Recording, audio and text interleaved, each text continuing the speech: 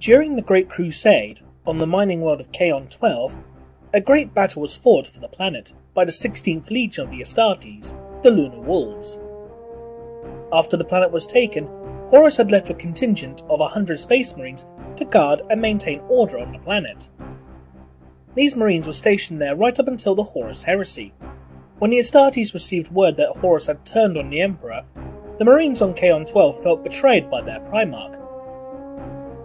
These Marines were able to avoid the Istvan III massacre because Horus had forgotten that he had stationed these Marines on Kaon-12 so long ago.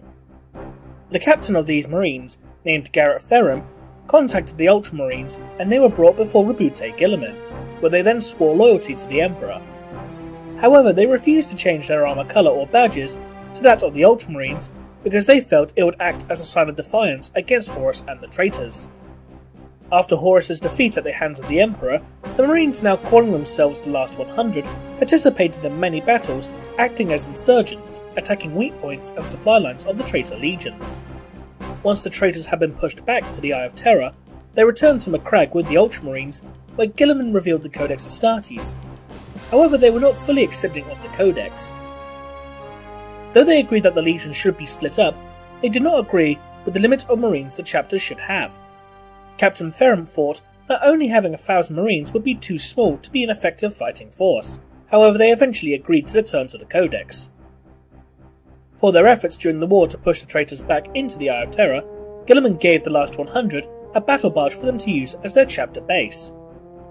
For the first few years, the Marines refused to change their name, believing it would show that they were still loyal to the Emperor. Eventually they did, however, but this was only done when Rogel Dawn came and told Chapter Master Ferrum that if he didn't change the chapter name, they would be hunted down by the Inquisition as well as other Space Marine chapters if they were to find out about their origins.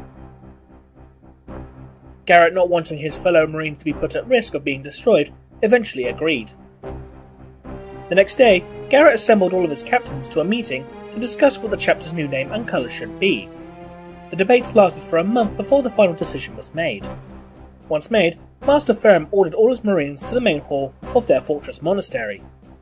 Once every Marine in the chapter had arrived, Ferrum stepped out along with all the other captains, painted in grey and red power armour, and on their shoulder pads was a black shield and white crescent moon.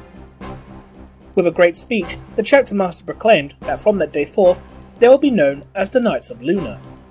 In the years following their name change, the Knights of Luna have gone to win many battles against the Chaos Legions, and have also begun to work outside of the Codex.